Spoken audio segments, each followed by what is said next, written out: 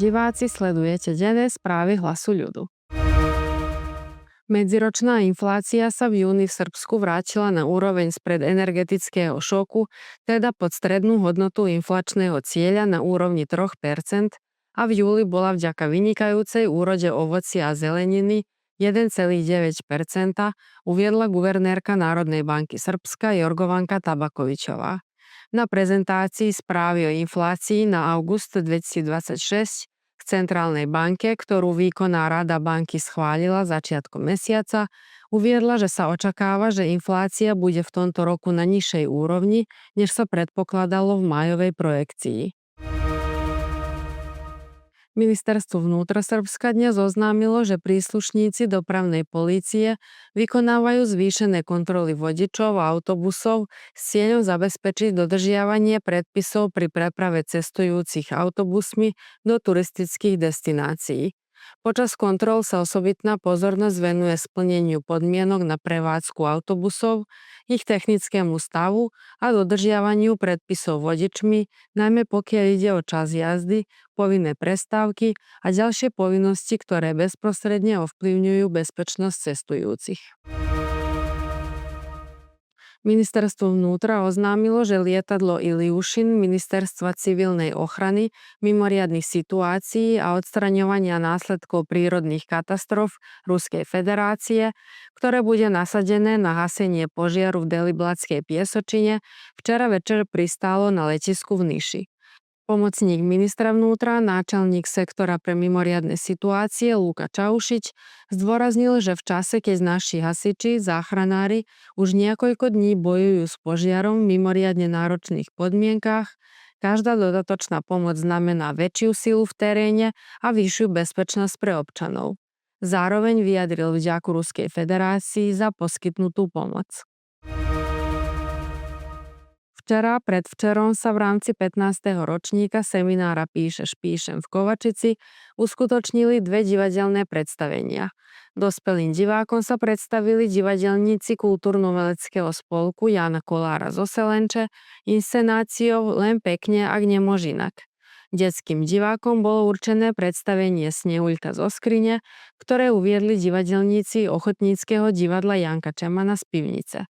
Včera bol na programe filmový maratón, čiže prezentácie videodenníkov a filmov zo seminára za 15 rokov a od dnes začínajú aj prezentácie jednotlivých dielní tohto ročného seminára. Od 15. do 23. augusta vo Veľkom Banhedeši v Maďarsku prebieha 5. medzinárodné slovenské výtvarné sympózium, ktoré spojilo 16 výtvarníkov zo Slovenska, Srbska, Rumunska a Maďarska. Slovenský Banhedeš žije umením, 4 krajiny, 16 umelcov, 1 miesto a poriadna dávka tvorivej energie. Vyjadrila sa o tomto podujatí výtvarníkov jedna z účastníčok Daniela Marková zo Srbska. Na titulnej strane 4. augustového čísla Hlasu ľudu sa nachádza záber z celovečerného kultúrno-umeleckého programu Dedičstvo našich predkov, usporiadaného v rámci ústredných oslav Dní Padiny pri príležitosti 220. výročia založenia. Obsiahlejší príspevok z podujatia prinášame v rubrike Kultúra. V úvodnej rubrike Týždeň pozornosť venujeme aj požiarom, ktoré v dôsledku vysokých teplôt zasiahli Deliblatskú Piesočinu a rekordne nízkej hladine Dunaja. V rubrike Naše dediny si pripomíname 20. výročie úmrtia nášho dlhoročného novinára a redaktora Jána Cicku. Rubrika Kultúra hneď v úvode odhaľuje krásu tradičnej tvorby pod názvom Čaronite zachovanú v spolku žien Padina. Dedinka Lúk opäť privítala milovníkov folklóru a medu na podujatí v Lipovom Chládku a Medovom Sládku. Ďalšia akcia dobrovoľného darcovstva krvi v transfúznom vozidle sa uskutoční zajtra 21. augusta od 17. do 20. hodiny pri nákupnom stredisku Big Pazova. Zásoby krvi sú počas letnej sezóny na minime a preto organizátori vyzývajú všetkých ľudí dobrej vôle a s veľkým srdcom, aby sa do akcie zapojili.